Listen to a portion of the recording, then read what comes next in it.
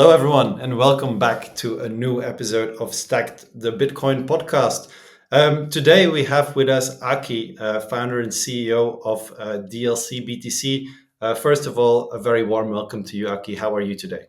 Great, and thank you for having me. It's a pleasure. No, man, it's absolutely awesome that you're here. I think maybe before we even start, I think I can start off with a very quick story about how we got to recording this podcast and how it's actually very funny we got to this.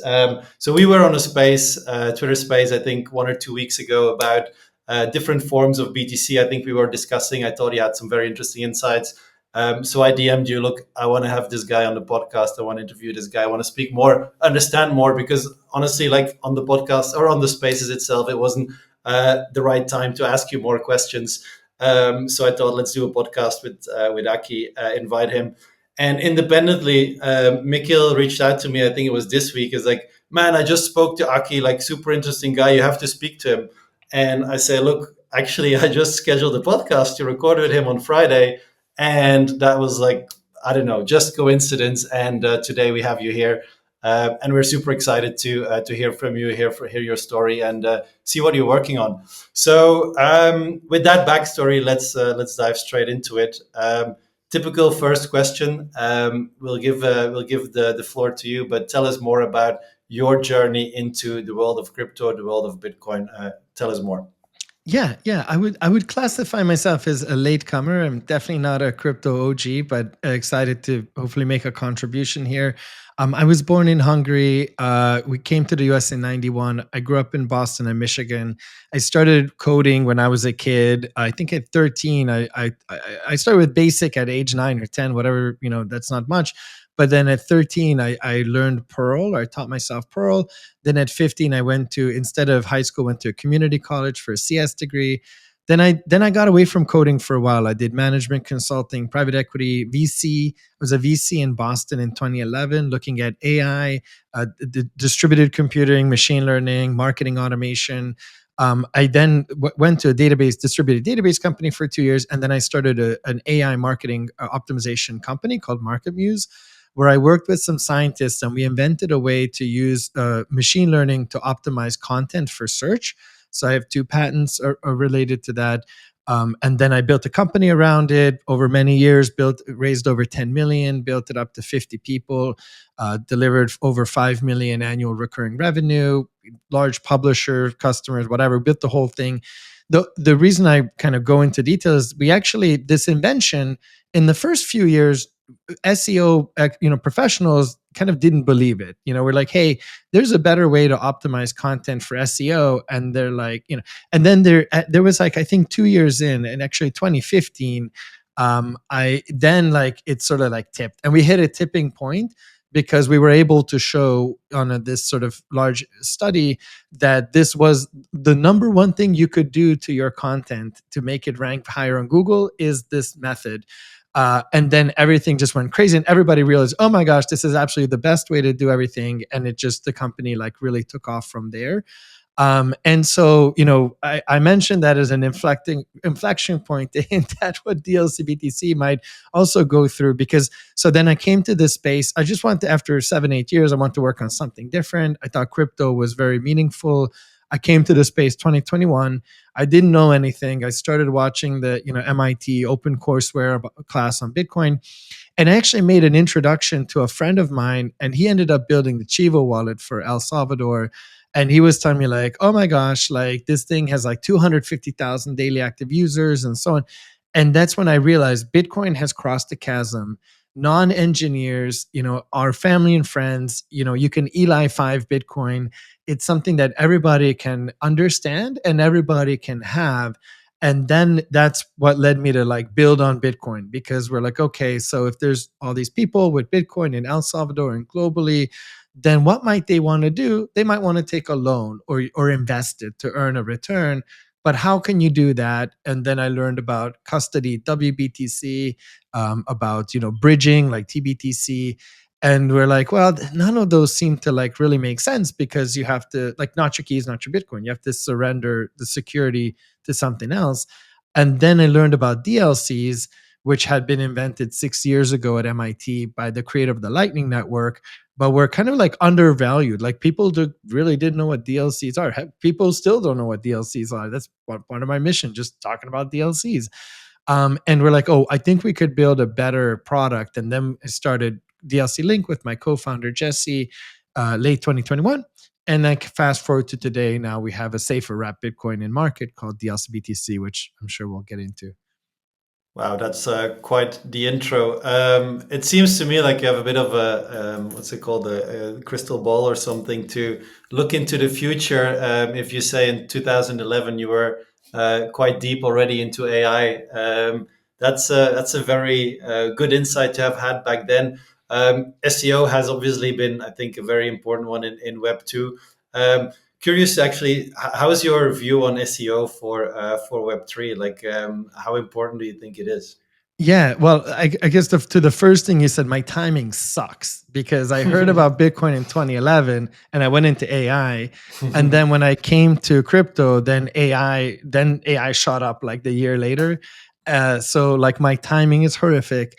But so maybe I shouldn't be a trader. But yeah, these things are always relevant. I mean, people like digital marketing, like the penetration of digital marketing is still like digital marketing is undervalued even today. Like e-commerce tend to be really good, but other industries not so much. So whether it's online search, well, I would say like whether it's search, like whether you're getting the leads through search or through some other channel like Twitter or podcast or whatever, having really great content that describes what your products do, what audiences you target, and what the value prop, what the differentiated value for your products for those audiences, that is really really important. And I say that with full love, because I think most crypto protocols have not done a great job of explaining what they do, how is it different, and how does it benefit people. And because of that, there's like a very large kind of learning curve. So whenever I meet a crypto marketer, like a marketer who is also a crypto native, I'm very happy because we need like 10,000 more people like that. And I have met maybe 50 or something. And we need we need 10,000 crypto marketers in order to really expand. And that will happen. But like digital marketing in crypto is like, I think it's one of the big success factors people don't normally, talk about.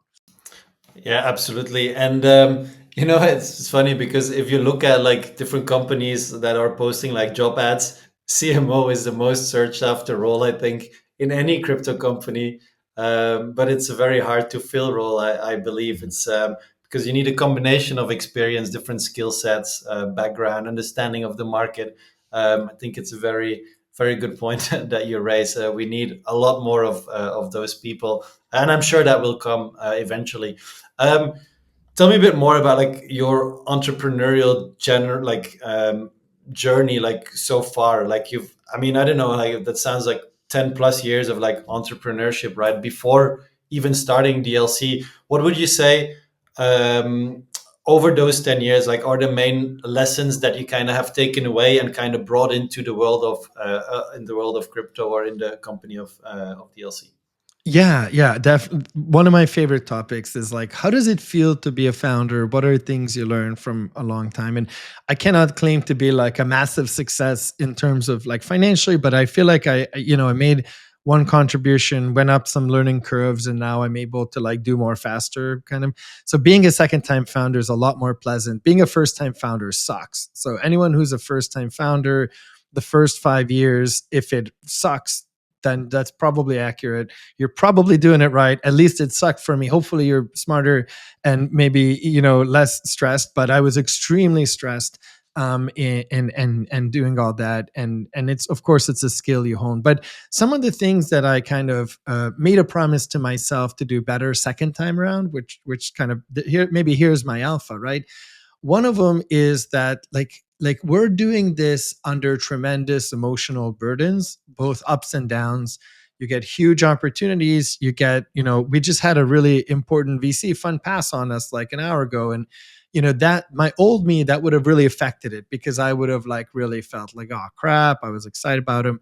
But look, I mean, it's totally understandable. They laid out the criteria. We have to meet the criteria and then go back. Like, it's not personal.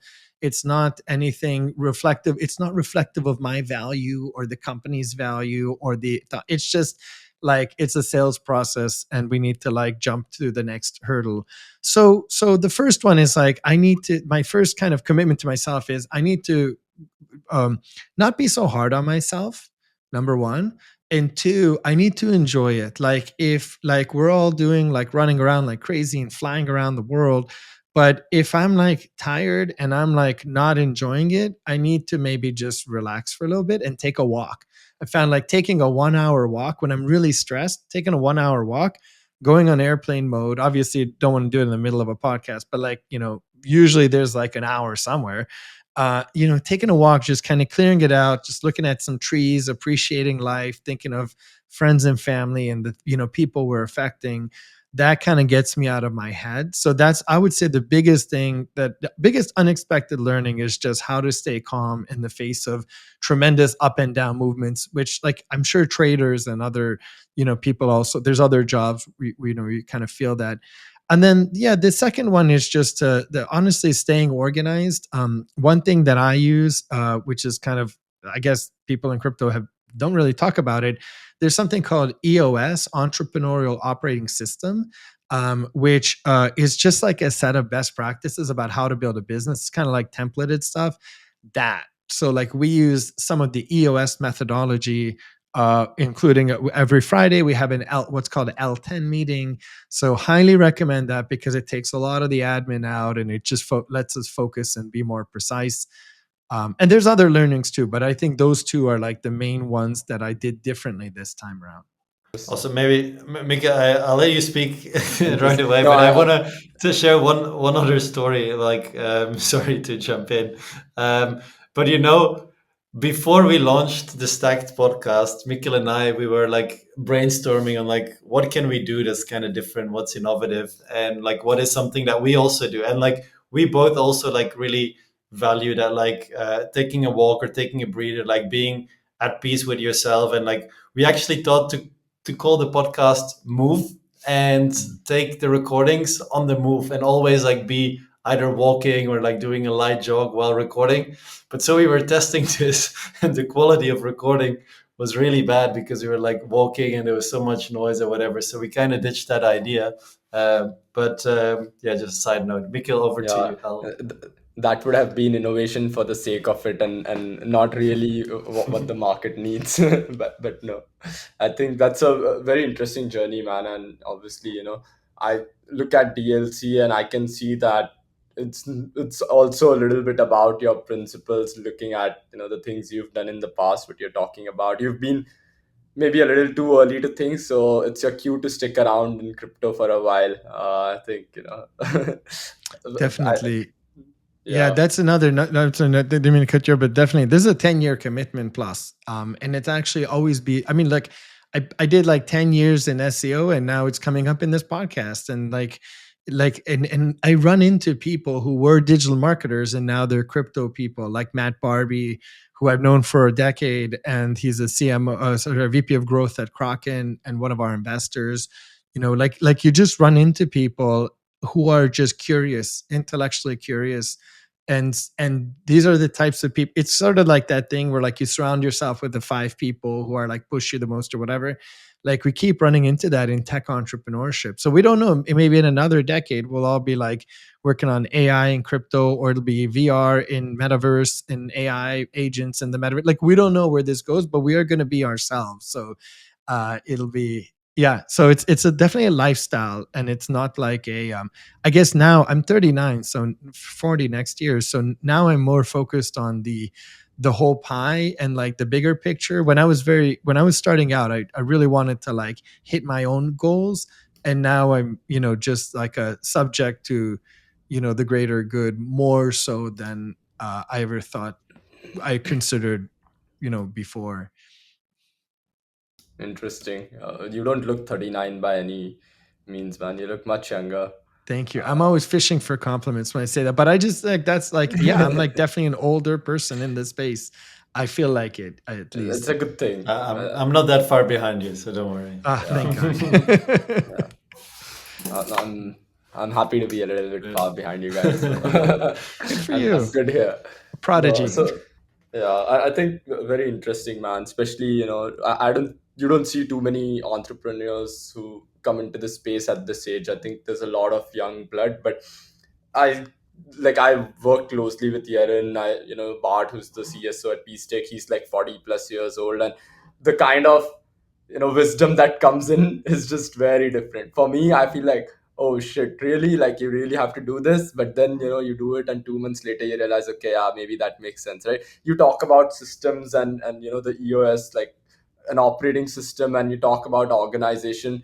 Like I literally used to use papers up until like a few weeks ago to put things down, because my brain just doesn't work without papers, right? So but you manage like 20 sheets and then you learn. Jeroen is like super super organized. He's probably the most organized person I've ever met, and it kind of is also a little annoying because it's like everything needs to be in place. So I see Too what you mean. organized.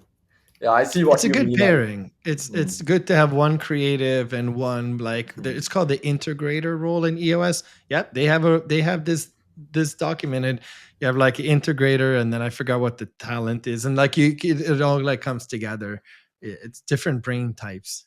Well, we'll have to look this interesting. up and add this in the show note. That's my Yeah, alpha. actually, EOS. My alpha is EOS, and people are gonna like obviously, EOS yeah. token gonna move. I'm like, no, no, no. Yeah, you're gonna make people lose money again, That's as not what if I they didn't meant. lose 4 billion already. But no, I think that's a good point to move on to DLC BTC. What is DLC BTC? What are discrete log contracts? Just curious.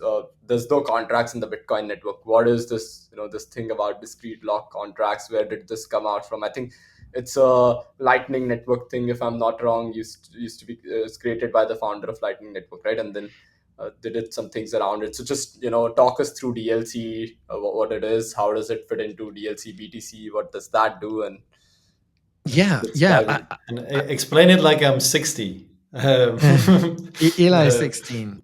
Cool. You're GPT. Explain it like I'm GPT 3 or 3.5 and not 4. Yeah.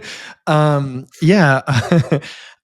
So there are no smart contracts on Bitcoin, but you do have some programmable logic through discrete log contracts.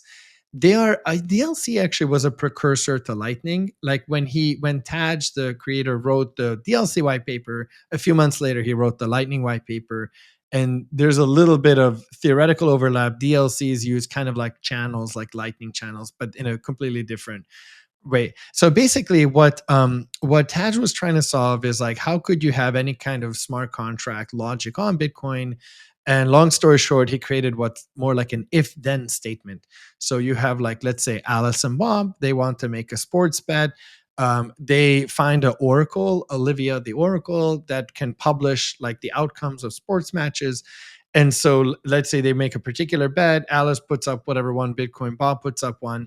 When they make the deposit of the Bitcoin, they pre-sign, they mutually agree to all the potential conditional outcomes. So outcome one, Alice wins. Outcome two, Bob wins. Outcome three, maybe it's a tie or something, whatever, no score, whatever, timeout. There's like a lot of, but anyway, if ABC condition. And then Olivia, who does not know who Alice and Bob are, but Olivia is just publishing numbers corresponding to. So if Olivia is involved in the creation of this DLC, but does not know who the parties are anyway.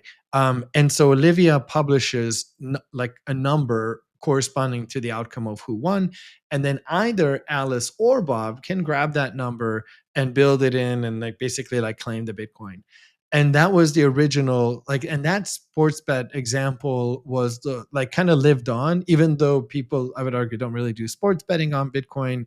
They do like other stuff like loans. But that was the original example. Then a team called SureBits picked up and for years kind of built out infrastructure to kind of demonstrate like it's like a proof of concept of the sports bet kind of live. And so that's when we came into the scene. But basically, long story short, the big question for us was like, who's the oracle? Like, if you have all of Bitcoin, like $1 trillion of Bitcoin, who's an oracle you can trust? And we initially got a grant from Chainlink. I was just on a Twitter space with Chainlink, we got a grant from Chainlink to research like Bitcoin oracles. And when people think of Chainlink as sort of the leading oracle provider, they think price feed oracles. And so we're like, okay, how can you inject like price into Bitcoin? And like, but it didn't seem to make sense because Bitcoin's not really designed for price feed oracles either. And so, long story short, we figured out an even simpler mechanism where we take only one conditional outcome in our DLC. So we call this self-wrapping. So Alice locks Bitcoin with herself. There's no Bob. It's just Alice. There, for logistical purposes, there's a Bob, but there's no outcome that benefits, like that pays out to Bob. There's one outcome. Alice moves Bitcoin into a multi-sig. She pre-signs her own wallet as the only outcome, and then that's secured through like Olivia the Oracle. And then we're like, okay, well, that's interesting. And then who's the Oracle? Well, let's say you're wrapping Bitcoin to Ethereum. The only thing we know about you is that you have chosen to trust Ethereum. If you don't trust Ethereum, you want to wrap to Solana, you trust Solana. Whatever chain you're wrapping to, you have implicitly chosen to trust that chain, and therefore that chain should be the oracle. The entire Ethereum blockchain, if you're wrapping Bitcoin to ETH, the entire Ethereum blockchain state should be your oracle. And then that was like the aha moment for us, because then you can have like Alice locks Bitcoin into a multisig that can only pay out to her. And then we have a set of relay nodes that basically can like pass a message over to ETH to mint dlcBTC. When you burn dlcBTC, when Alice burns dlcBTC, it goes through the relays, something called a DLC attestation. So we call these attesters, which I can describe more. But anyway, kind of the signal goes back, unlocks the Bitcoin, gives the Bitcoin back to Alice, and you have a safer method of basically wrapping without introducing any. There's no chains, there's nothing else being introduced, just a relay network, which, by the way, anyone could like verify because it's just Bitcoin and ETH state. So anyway, that led to dlcBTC, which is a safer wrap Bitcoin that uses this mechanism. Very cool. I was actually just reading up some of your docs as well. I mean, sounds to me like it's one of the safer ways to do anything with Bitcoin or wrap a Bitcoin, but it's still not the most trustless way, right? There is still Correct. a middleman or somebody involved in between who's like a third party, right? Party not to. Yeah, so there is the involvement Totally. of somebody. So it's a trust minimized version of a wrap Bitcoin, but you would say that it's one of the more trust minimized versions of wrap Bitcoin than something that we see out in the market. That's right. That's right. Absolutely. It is not trustless. It is, we believe, trust minimized in this particular way. By the way, none of these things are trustless. Babylon is not trustless. Bitcoin layer 2s are not trustless. Nothing is trustless. Because like today, Bitcoin doesn't have the ability to make anything trustless. Maybe in the future we'll have like cool Vit VM, ZK stuff, whatever. But today we don't. So there's a risk taken when you create dlcBTC as a synthetic asset. There's a risk that is being taken, and then it's a question of like which risk, and why, which design is going to have better characteristics. And so like then it's more of a comparison. But that's right. What you're referring to is in our system, then there was one more kind of step to this where like, okay, but who's Alice? Like, let's say I'm in some dlcBTC and then I like take a loan and I'm liquidated. The liquidator has to like come back to me to redeem it, but like maybe I don't want to redeem it. What if I refuse to redeem it? Or what if I lose my private key? I can't redeem it, or like any number of things. And then we realized there does need to be a layer of financial institutions. And then we learned about WBTC's merchant system, which basically WBTC, for many who don't know that this exists, but WBTC is minted by 25 or so financial institutions called merchants, and they're the only institutions that can mint WBTC. And basically they onboard to BitGo, they get whitelisted, they can send their Bitcoin to BitGo, and then these merchants are like distributors basically, and they make money by creating the WBTC and reselling it or arbitraging. So then we realized actually the dlcBTC can utilize the same merchant system, so we can onboard the same financial institutions, Amber, FalconX, Galaxy, like just the same ones, and make them merchants in our system, and they get whitelisted. But in our system, they're not sending the Bitcoin elsewhere. They get whitelisted to be able to use our software to self-wrap, to mint out of self-custody. And then it's basically an incrementally better design than WBTC, because you don't have a single custodian. Each merchant self-custodies. And then as we have more merchants, then the risk falls with more high value participants. But of course, this system is subject to, like, what happens if a merchant goes bankrupt or something happens to a merchant, then the token depegs. Just like with like USDC, when something happened to SVB, loss in consumer confidence, token depeg. So if you're a retail, you're holding the LCBTC, your counterparty risk is an aggregate of the underlying merchant system. And so basically, as we build this out, it's our goal to build a robust and reliable merchant system with various kind of working with institutions that have risk management policies and so on, and are less likely to just like blow up or disappear. Maybe my brain is a bit slow today, but I have a question here that I don't fully understand. So let's say Alice locks these her BTC right in that DLC contract, or I mean in the DLC basically, and the only condition is like it can only go back to her, right? That BTC. Now she mints BTC on Ethereum, or DLC BTC on Ethereum. What happens if there, let's say she loses it or she sends it to Bob, and now like Bob has that, but the original on Bitcoin, like the only way, I mean, she's the only one who can get it back. I'm not sure, like, am I missing something here? Or Yeah, that is the number one like question people have, and the answer is Alice is not you or me. Alice is Amber Group or Falcon X or Galaxy. Alice is a got it, business. Like, think about got it. USDC. You have SVB, Wells Fargo. Like, we cannot mint USDC. Only SVB can. And so something happens to SVB, the token depegs, because they might not be able to redeem all the USDC for USD. And is the USD still there? And like, that's kind of what happened. Same in our system, that these financial institutions are the only ones creating it.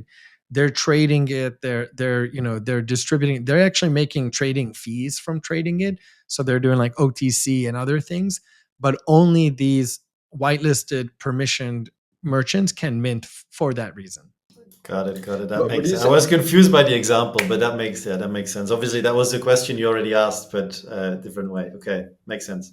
Would you say, maybe again not the best way to think, but let's say, doesn't this increase the surface of attack, let's say, or exploitable surface area? Because now, in the case of WBTC, only BitGo needs to go bust, but BitGo could be really secure. Here in this case, if there's 25 merchants, since the value of dlcBTC is an aggregate of the underlying all the different merchants, right? Even if one merchant goes bust, everybody kind of takes a hit. So is it possible that you only take a uni merchant risk, or you say, oh, I want to take, let's say, risk with, but then in that case you would have to mint like multiple versions of dlcBTC, right? So would you say it's ideal to create a product that forces people to take on risk with like so many different merchants, instead of them being able to place their trust into one of these merchants, right?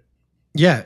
Look, it's a common feature. That may be the most common feature request is, oh, I'm like, can I print a, whatever? I'm trying to think of like Galaxy. Could we have a Galaxy DLC BTC?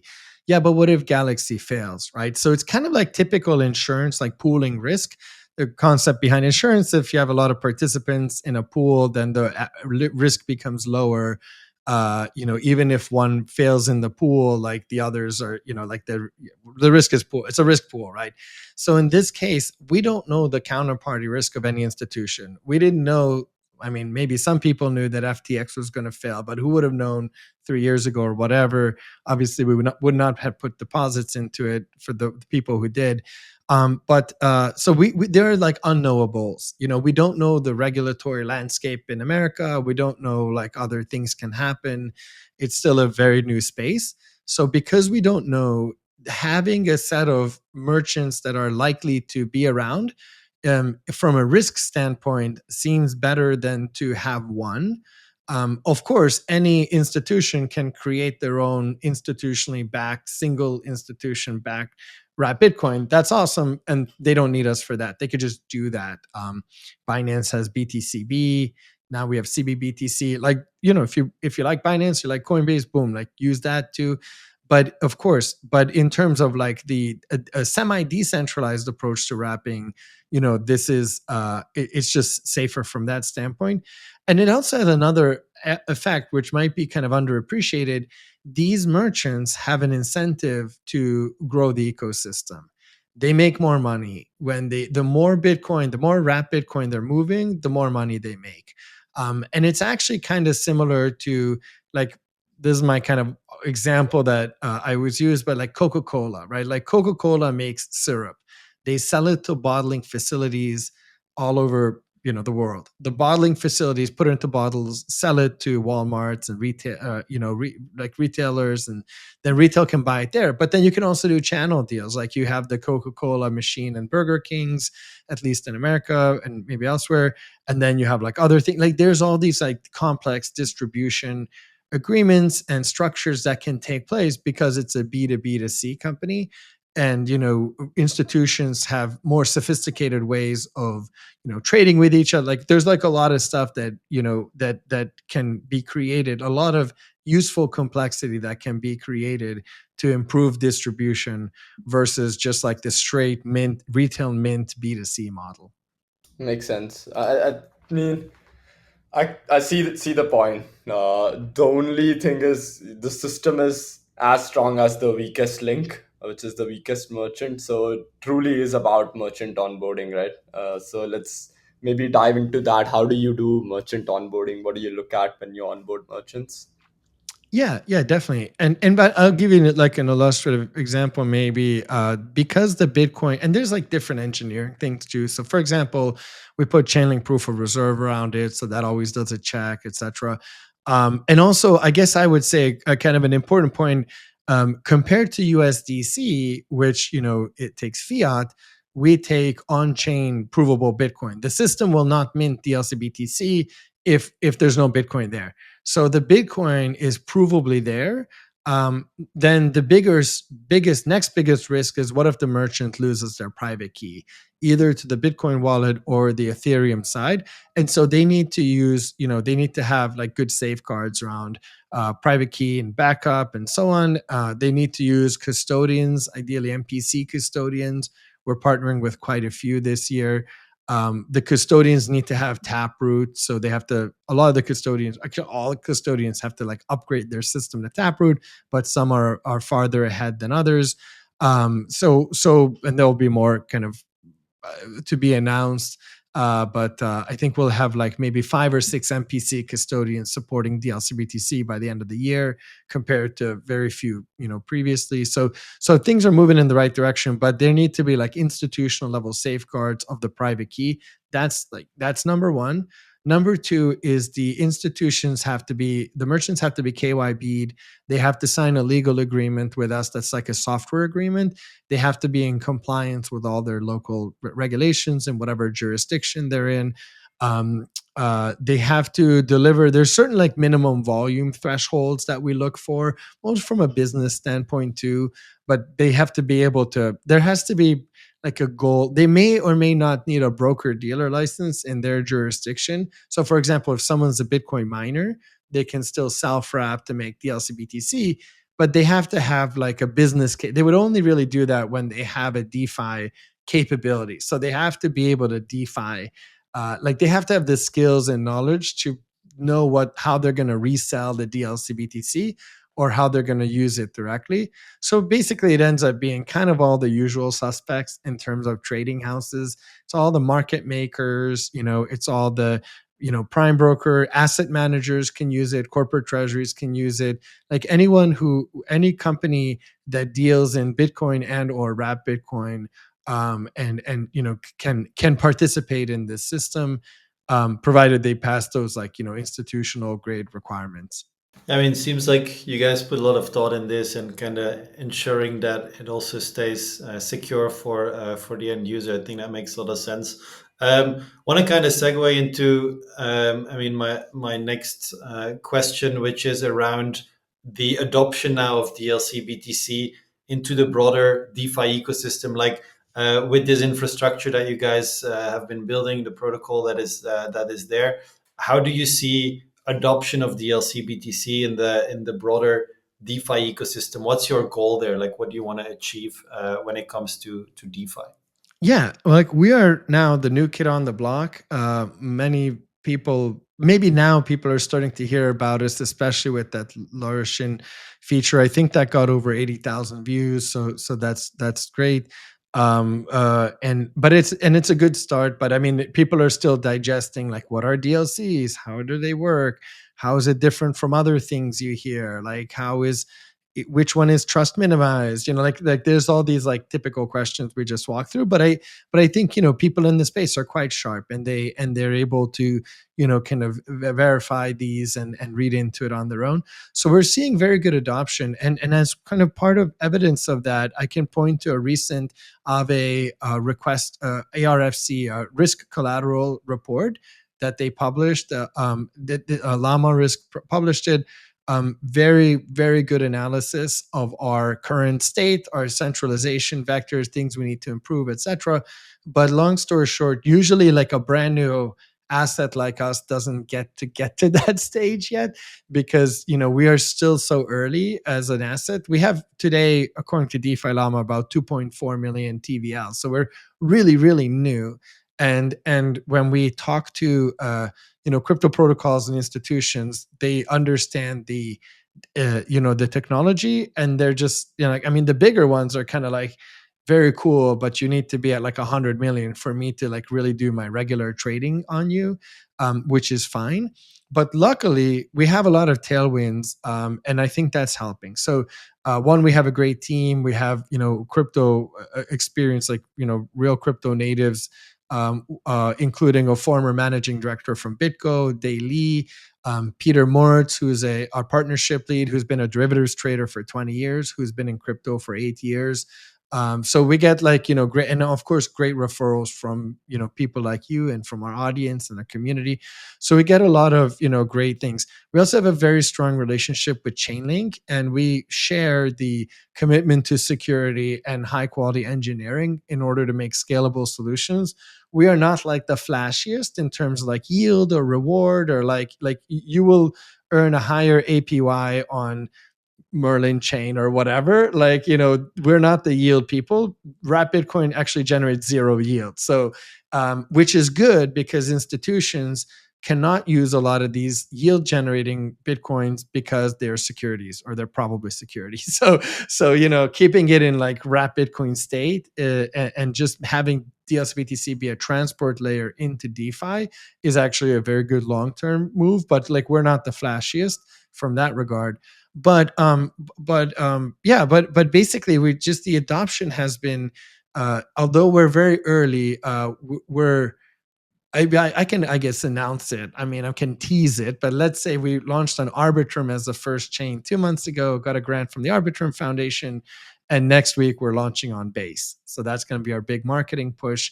Maybe by the time this goes out to air, that's already out there. We are also going to be the first wrap Bitcoin on XRPL, on Ripple's blockchain, because we were the first one that could clear compliance, because we're not adding compliance hurdles, because we don't take custody of the Bitcoin.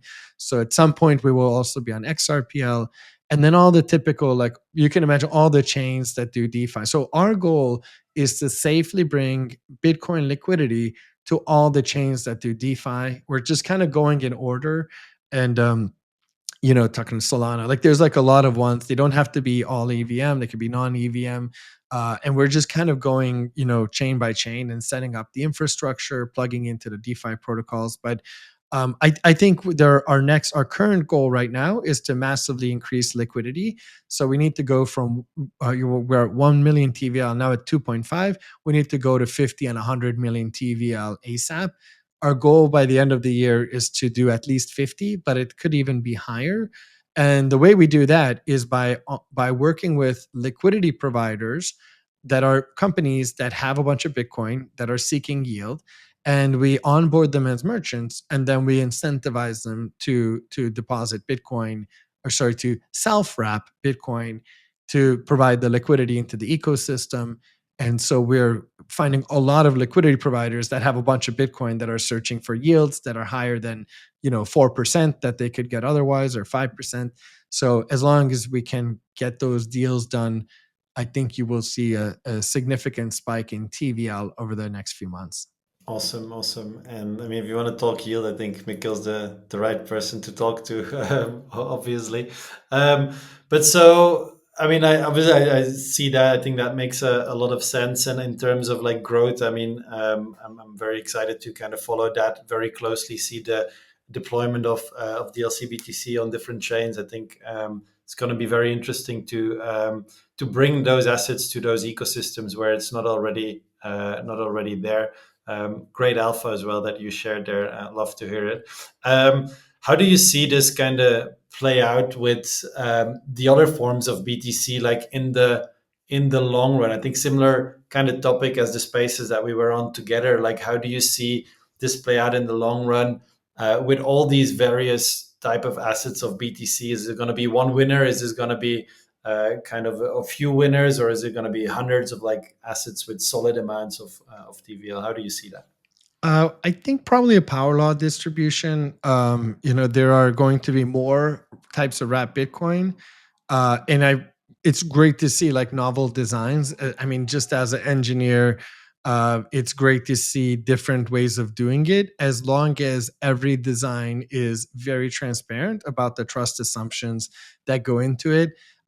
If I think one thing that like pisses Bitcoin maxis off, especially more than anything, is seeing the word trustless.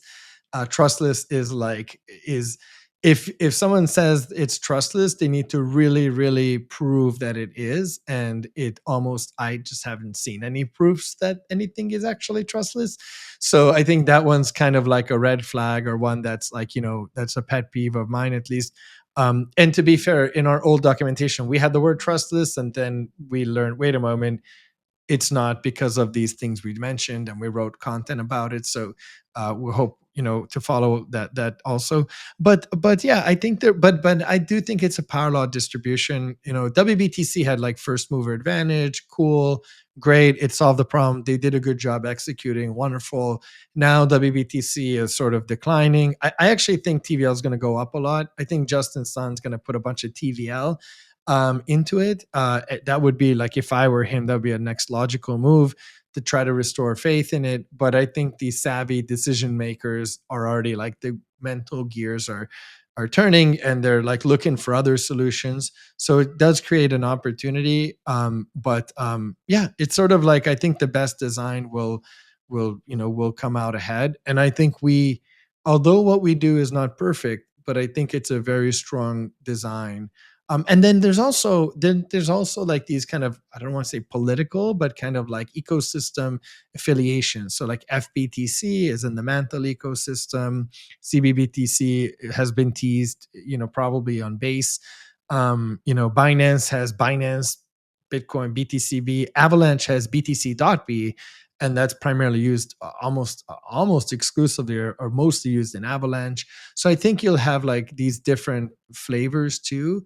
But our goal is just to bring native Bitcoin to every chain.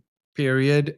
It'll take a while, but we do try to be apolitical about it. We look at all the chains in terms of DeFi metrics like trading activity, and then we just try to go on the next logical one. Yeah, I think over the long term, I think we're going to be a valuable player here.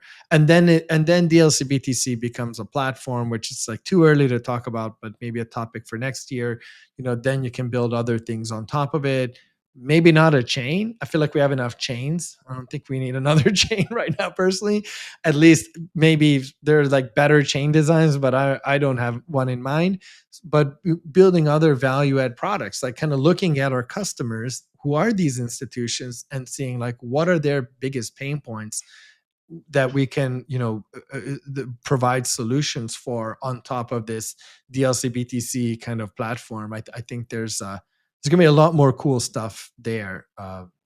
We're also partnering with, and I'll stop. Kind of, it's a long answer, but we're also partnering.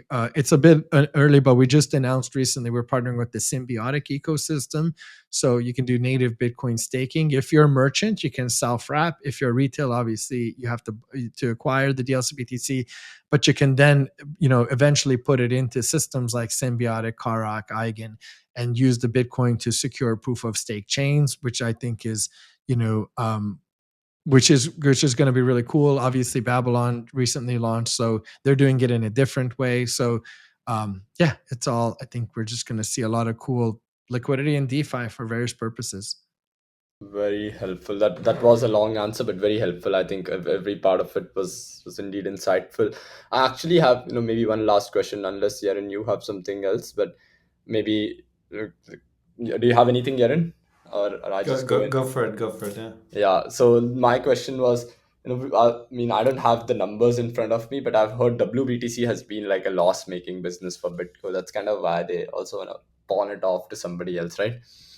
Which is just in Sun and drawn in this ecosystem. How does dlcBTC make money if Yeah, it I does? I've heard that, and I cannot substantiate. I've tried to substantiate it. I was going back and forth with the founder of DeFi Llama last week, which is like also like just a personal moment of pride. I was like, this is so cool because we love DeFi Llama, and like the founder and I are just doing investigative journalism on Twitter, never having met each other before. So we're going back and forth. I think when we look at, so WBTC has some sort of filing in conjunction with Genesis or whatever. I can't remember, but somewhere this number came out that they make like 800,000 on WBTC. But the BitGo does not follow GAP convention. They have something else called GAS, GAAS, which I've never heard about. I guess they fired Deloitte and stopped using GAP, and I don't know. But anyway, their numbers are not on chain. So what I can look at, but the WB, luckily, they do have a commitment to transparency in their order book. So when you download, which I do, I have a script on my GitHub. You can download the WBTC order book, puts it in a spreadsheet, and when you look at all the mint and burn, and then you put across their fee structure, what we know about the WBTC fee structure as reported by various merchants and stuff, they seem to make like, and then the DeFi Llama guy, he also, I forget his name, he also did his on-chain analytics. It seems like WBTC generates somewhere between 12 to 22 million dollars of revenue over 4 years, something like that. And so I think two sides of that. I mean, one, we'll find out if that's true. We also take mint and burn fees. Our prices are 25% cheaper than WBTC, but we have more margin because we don't have the custodian cost because we're not a custodian.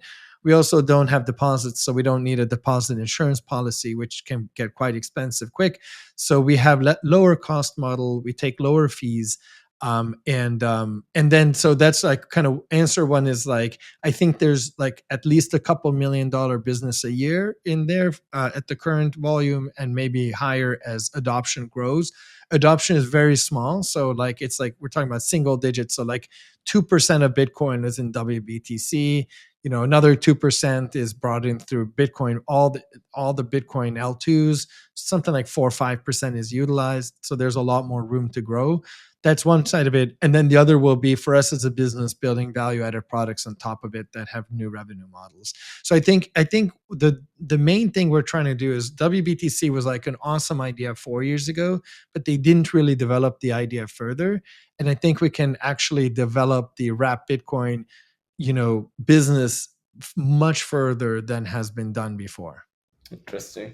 I did not have that data or the insight to know that Bitco made that much money. I think that's a decent amount of money to make, right? Like especially when it's just mint and burn, and I don't think they did anything. They fortunately had no spendings for incentivizing traction for WBTC, which a lot of DeFi protocols have to go through, and you incur costs in the form of your own tokens to incentivize. So that's actually a very good number to look at. So yeah, I think it's gonna be good for you then, I guess. Uh, yeah, I think that's all from my side. Yeah, we will follow this very closely. And with us, hopefully, also the people that watch this podcast. So, where can we send those people? Where do people follow you? dlcBTC, where can they stay up to date? Where can they try out stuff? Yeah. Yeah, our Twitter is dlcBTC. Mine is Akibalog. On our website is dlcbtc.com. In the footer, we're gonna do some more community building stuff soon. But in the footer, there's a link to our Discord. So highly encourage people to join our Discord. Like I said, it hasn't been active historically, but it's about to get better. Our Telegram is in there too. We kind of use Telegram. It's another channel we can have a Telegram channel. We can do more there. So, but anyway, Twitter is definitely the number one.